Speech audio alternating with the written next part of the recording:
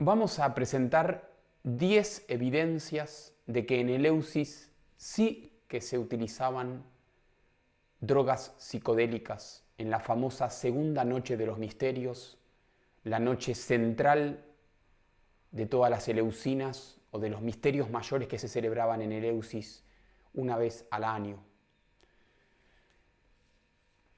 Esto de alguna manera ha surgido porque muchas personas, viendo mi video sobre los dos misterios de Eleusis, que si no lo viste te recomiendo que lo veas, lo voy a poner al pie en la descripción. Nunca faltan las personas que lo tildan a uno de exagerado o de precipitado al afirmar que en los famosos ritos de Eleusis se usaba o se consumía algún tipo de droga. Obviamente que esto parte del antiquísimo y rancio prejuicio, en un 99,9% de los casos enraizado en la simple ignorancia, que desvincula o desconecta el uso de drogas psicodélicas, o más específicamente el uso de enteógenos, de los contextos espirituales. Pero más allá de esta reacción prejuiciosa o ignorante, muchos me han pedido cordialmente las evidencias. Recientemente he publicado un libro, del cual ya hablaremos en otros videos, La Nueva Eleusis. Está disponible en Amazon y en Argentina en Mercado Libre. Ahí obviamente yo me dedico a la recopilación exhaustiva de las documentaciones, las fuentes y demás, la evidencia que hay. Pero bueno, me decidí a hacer este video para sintetizar para ustedes de manera bien concisa y precisa 10 evidencias, 10 razones que nos llevan a creer o a afirmar que en Eleusis sí que se usaban drogas psicodélicas en el contexto de la celebración de los misterios. He seleccionado las 10 más jugosas, las 10 más importantes, ¿sí? Para no hacer un video de las 25 razones, no. Para quienes gusten ampliar, yo les puedo recomendar bibliografía o pueden leer mi libro en donde yo recopilo la información. Vamos a hablar ahora sí, directo de lleno en estas 10 razones, en estas 10 evidencias. Número 1, vamos a ir desde la más introductoria y me reservé las más pesaditas y las que no admiten réplica prácticamente para el final, ¿sí? Así que quédense hasta el final. No se olviden de suscribirse, de darle me gusta al video, que eso ayuda a la difusión del canal. Ahora sí, empezamos.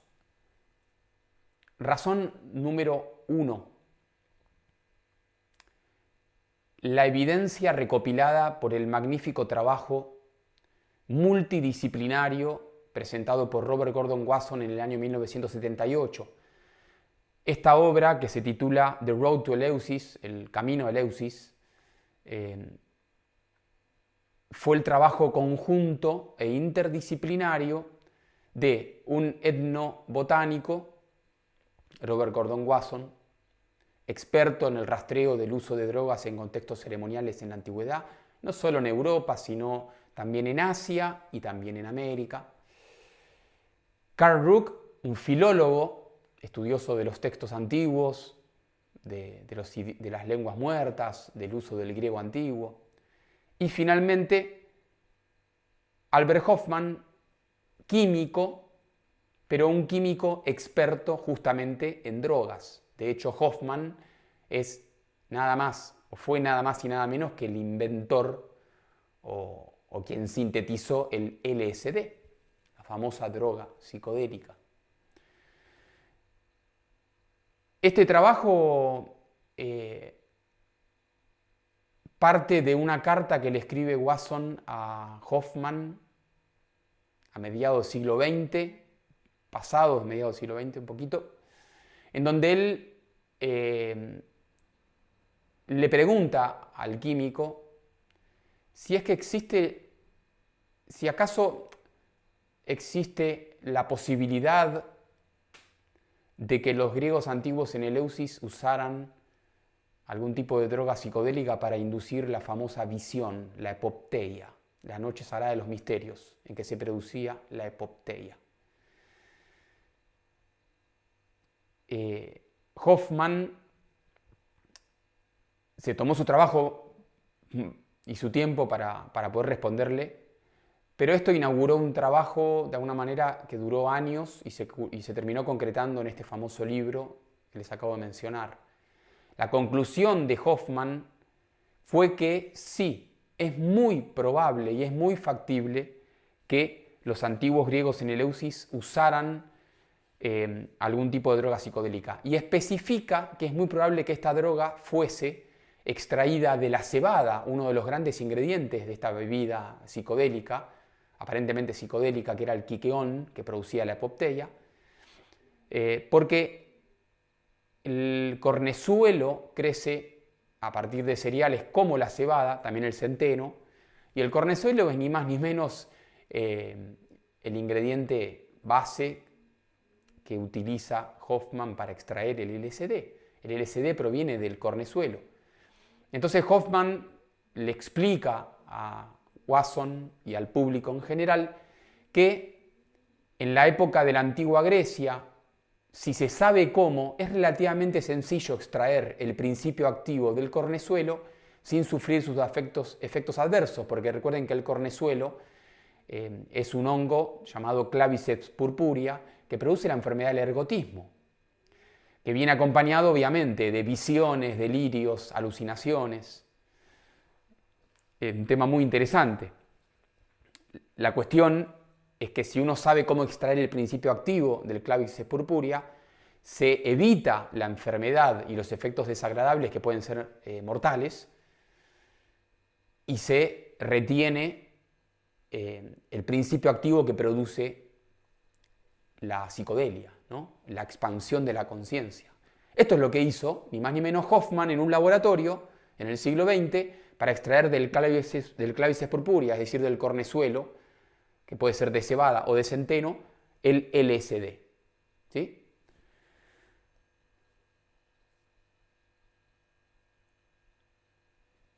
Razón número 2. Vamos a ir penetrando en los argumentos, las evidencias, ¿sí? Pero ya lo que plantearon Wasson, Rook y Hoffman en 1978 es un trabajo muy minucioso y muy bien fundamentado por expertos en distintas áreas, textos, química, historia, cultura, mitología. En la razón o la evidencia número 2 tenemos que el recinto en donde sucedía la ingesta del quiqueón y luego la experiencia sublime e inefable de la epopteia, que es la visión directa, que convierte en epoptés, o sea, en alguien que ha visto lo inefable, aquello de lo que no se puede decir nada, no porque sea una prohibición, sino porque es inefable. Y esa es la gran diferencia. Muchos se piensan que el secreto leucino era no digas nada. En realidad había dos clases de secreto, el arretón y el aporretón. Entonces, el aporretón tenía que ver con, bueno, de esto no habría que hablar, esto no lo difundan, esto es un secreto, esto no puede salir de acá, etc. Pero el arretón era el secreto inefable. De hecho, a Perséfone se le conocía como arretos koura, la doncella inefable. Es decir, aquello, como dice Plotino, el famoso filósofo Plotino, en uno de sus poemas, habla del arretón y dice que son aquellos misterios o aquellos secretos que no se pueden comunicar por su propia naturaleza de inefabilidad. Por más que uno quiera comunicarlos, no va a poder nunca. Entonces, la epopteia era el arretón y se vivía o se experimentaba en el telesterión, en el recinto sagrado, que estaba reservado para las dos noches de los misterios, la primera y la segunda. En la segunda se bebía el quiqueón en el telesterión. Ahora bien, muchos investigadores señalaron el hecho de que, dadas las dimensiones y la estructura y la arquitectura del telesterión, era terminantemente imposible que ahí se se representara algún tipo de escena teatral, o se diera algún tipo de conferencia, o se explicara masivamente algún tipo de cuestión, o lo que sea. Si ustedes se fijan en las imágenes del telesterión, es un recinto inmenso que está todo interpenetrado por un montón de columnas que llegan hasta el techo. De manera que no importa qué ángulo mires, vos no vas a ver mucho más allá, ¿entienden?, de un par de metros. Los ángulos no dan para ver a nadie más allá de un par de metros, lo cual es misterioso, es enigmático, es extraño. Muchos han señalado esto. Entonces queda descartado que la visión tuviese que ver con algún ritual conjunto, una ceremonia, una conferencia, una instrucción masiva, o lo que muchos antes decían, algún tipo de representación teatral de los misterios, que veían algo, veían los misterios. ¿Entienden? La diagramación del telesterión a nivel arquitectónico hace que uno estuviese más bien metido adentro de sí mismo y no contemplando algún tipo de espectáculo. Entonces, ¿qué era lo que sucedía? ¿Qué bebían? ¿Qué pasaba? ¿Qué veían? Razón o evidencia número 3. La bebida que ocasionaba la apoplejía se llamaba quiqueón, o algunos lo traducen como ciseón. La palabra es un tanto misteriosa en cuanto a su etimología, pero es evidente, señalan muchos investigadores, que se vincula con el verbo quicao, que significa mezclar o revolver. ¿Se acuerdan la imagen de las brujas que revuelven la pócima? De hecho, muchos autores antiguos, como Virgilio, utilizan ni más ni menos la palabra cuqueo para designar drogas, brebajes o pócimas que inducen alucinaciones o cierto tipo de visiones espectaculares. Fíjense, ¿no? Cuqueo, del verbo quicao, y la bebida que se ingería era el quiqueón.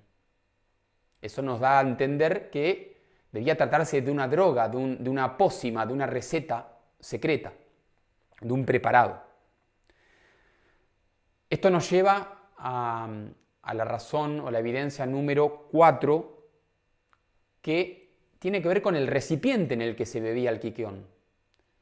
El recipiente, conocido como cántaros, también conocido como quernos, se ha descubierto en hallazgos arqueológicos que era una vasijita, sin exagerar, de este tamaño, es decir, cabía en la palma de la mano. Entonces muchos autores pensaron que queda descartado el hecho de que indujeran una visión o un estado de embriaguez a partir de una bebida alcohólica, porque recuerden que las bebidas alcohólicas en la antigüedad eran muy diferentes de las bebidas alcohólicas actuales. En la antigüedad, las bebidas alcohólicas tenían un porcentaje alcohólico increíblemente bajo. Entonces queda descartado, porque si hubiese sido una bebida alcohólica, es imposible que bebiendo de esa pequeña vasijita un sorbito de una bebida, de repente uno tuviese una visión de la talla de la que describen los autores de la antigüedad, una visión mística que te cambia para toda la vida y que uno comulga y conversa con los dioses. Es imposible. Entonces, el tamaño del quernos o del cántaros nos da a entender que bebían algún tipo de preparado muy potente. Evidencia número 5. La epopteia se brindaba sistemáticamente a un grupo de hasta miles de personas. A Eleusis se estima que asistían aproximadamente unas 3.000 personas todos los años.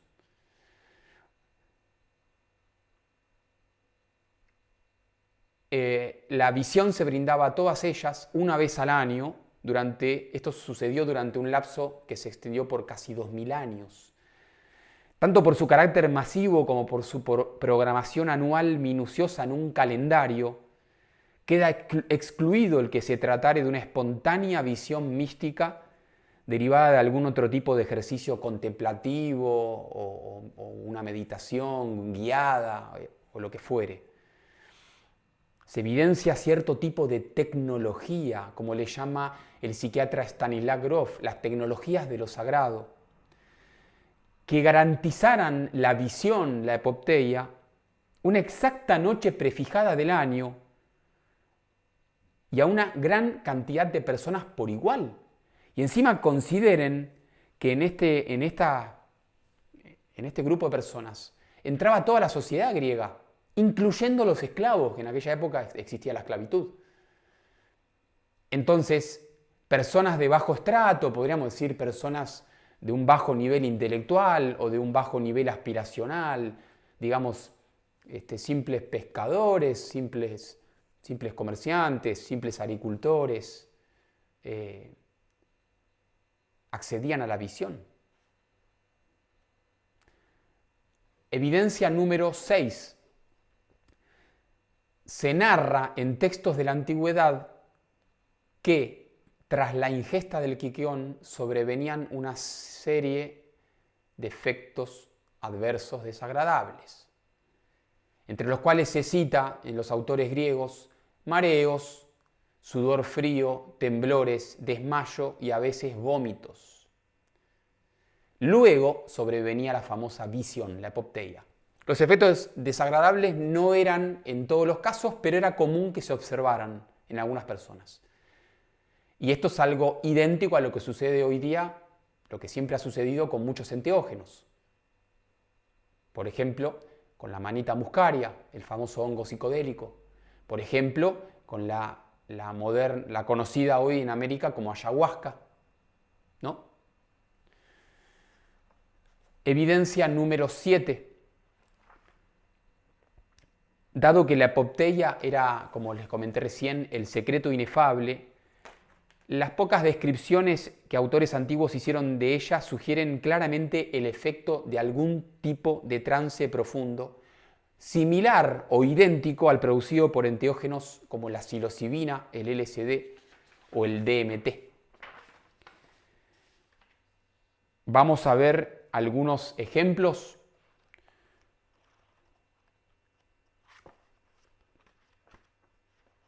Fíjense, de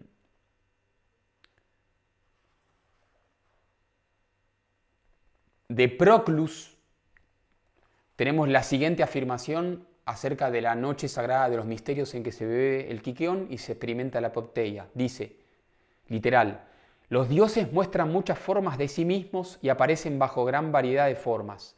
A veces es una luz sin forma, otras esta luz reviste una forma humana, otras una forma diferente.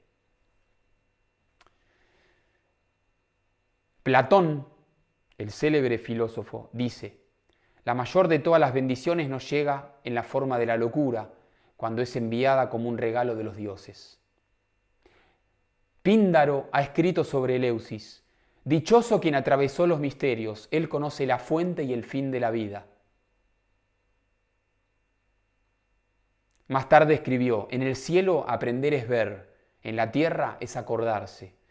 Luego de Apuleyo tenemos la siguiente descripción de Eleusis. Me aproximé a los confines de la muerte y habiendo alcanzado el umbral de Proserpina, es decir, de Perséfone, de él volví, habiendo sido llevado a través de todos los elementos. En las profundidades de medianoche vi al sol con luz espléndida al mismo tiempo que a los dioses infernales y a los dioses superiores, y aproximándome a estas divinidades, les pagué el tributo de una piadosa adoración. ¿Qué les parece?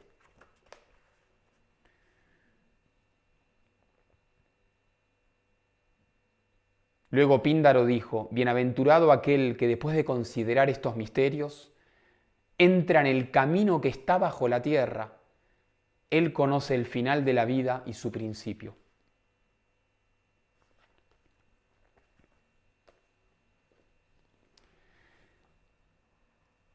Evidencia número 8. Consta en los textos de la antigua Grecia que hubo un resonadísimo escándalo en la época de la Grecia clásica,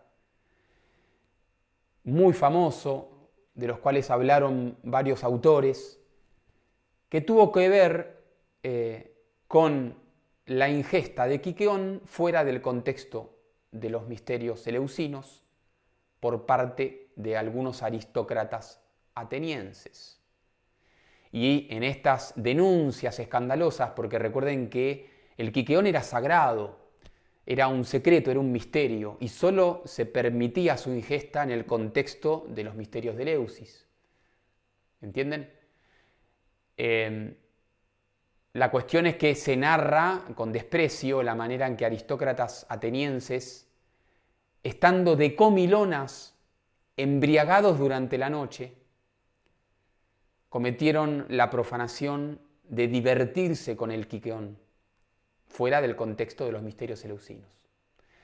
Este escándalo estuvo a punto de llevar a la muerte a uno de sus responsables, que finalmente terminó en el exilio.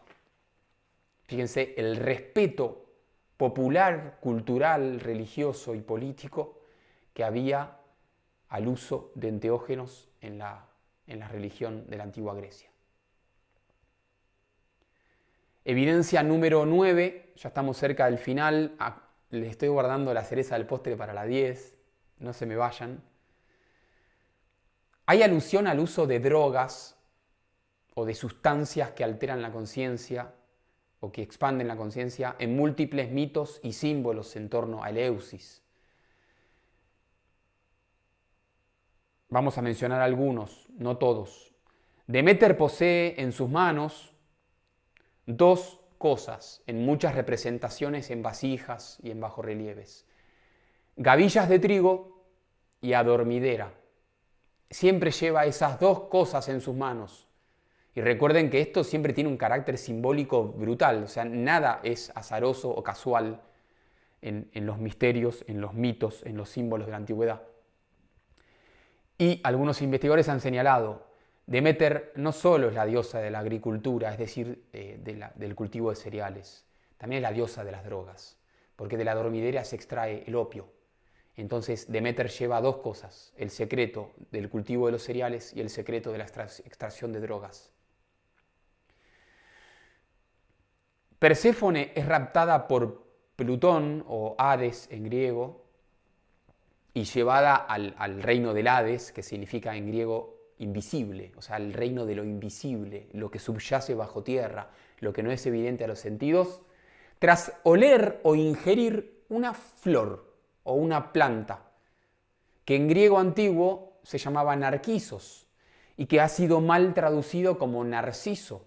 Y muchos autores han señalado que narquisos en realidad no designa una especie botánica que hoy conocemos como narciso, sino que designa genéricamente a las plantas narcóticas, de ahí su nombre. Para colmo, Platón anota una versión racionalizada de este mito en la cual la doncella que es raptada al inframundo está acompañada de una compañera que se llama Farmaceia, que alude al uso de drogas. Y así tenemos varios mitos del rapto marital, que es muy común en la antigüedad, que siempre alude a el consumo de algún tipo de planta o de sustancia que hace que se abra la grieta del mundo conocido y uno ingrese al mundo invisible, es decir, al Hades, el rapto de Plutón.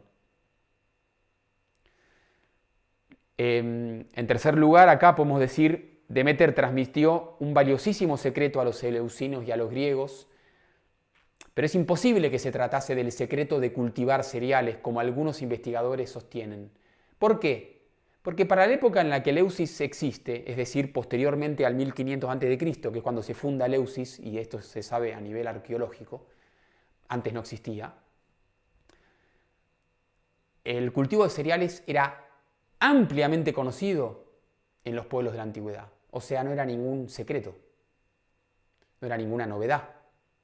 Entonces, ¿qué secreto aprendió Triptolemo de Deméter, según anotan los mitos, los símbolos, esta encriptación de la historia tal vez, o de informaciones cruciales?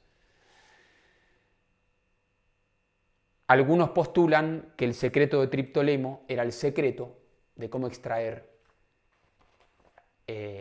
la droga psicodélica que te permite ver epopteia, ver a los dioses, participar de la vida inmortal y eterna, de la visión del trasfondo de la realidad, cómo extraerlo del cereal.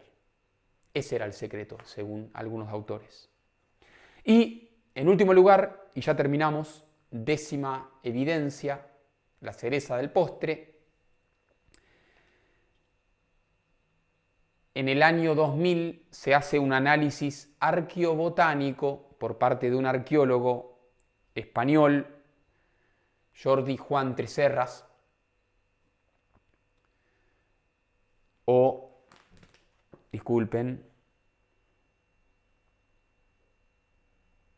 Jordi Juan Tresserras. Pensé que lo había invertido el nombre. De la Universidad de Barcelona, y se descubre que en las vasijas del culto eleucino se usaba, adivinen qué, se descubre científicamente que usaban cornezuelo. Vamos a sondear un poquito este punto, les voy a leer un fragmento del descubrimiento del arqueólogo. En el año 1997 se descubren los restos de una finca eleucina cerca de Girona, en España, en el noreste de España. Inmediatamente varios arqueólogos e investigadores expertos en Grecia antigua van a visitar el lugar. Descubren que había como una especie de sucursal de Eleusis. ¿Por qué? Porque estaba todo tal cual era en Eleusis. Las vasijas, los bajorrelieves, los símbolos, los cuencos, las ilustraciones. Estaba el templo de Deméter, estaba el templo de Proserpina. Todo era tal cual el culto eleucino, y los estudiosos fueron y lo reconocieron. Evidentemente, alguien por algún motivo construyó acá, tal vez por la imposibilidad de volver a Grecia a celebrar su culto, tal vez por la necesidad de revivir sus cultos en lejanas regiones, no se sabe, pero el hecho está ahí ante los ojos de los arqueólogos, de los historiadores. Entonces, ¿qué pasó? La hipótesis de Wasson se había intentado confirmar con las vasijas descubiertas en Grecia, en Eleusis. Pero ¿qué pasa? Para la época en que Eleusis se desentierra, antes del siglo XX, no existía la tecnología que existe hoy. Por ejemplo, disciplinas como la arqueobotánica nos permite saber con rigor científico qué se consumió en esta vasija que hemos descubierto y que tiene 2000 años. ¿Entienden? Se hace todo un procedimiento científico con aparatos tecnológicos y se puede saber qué se bebía, ¿sí? Cuando se descubre Eleusis, esta tecnología no existía, entonces no se pudo. Pero ¿qué pasa?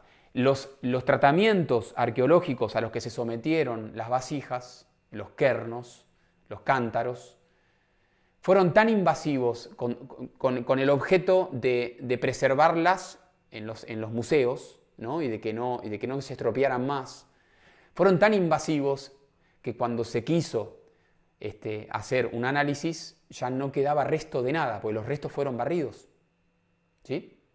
Entonces, cuando se descubre la finca eleucina en esta región que se llama Mas Castelar de Pontós, en España, muchos investigadores dijeron: "Apa, acá tenemos la oportunidad dorada de descubrir qué bebían".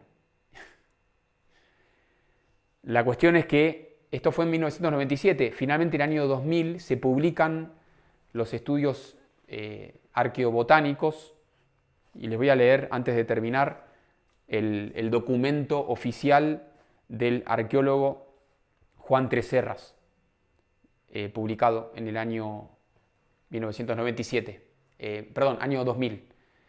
Se han detectado en buenas cantidades residuos asociados con algún tipo de cerveza.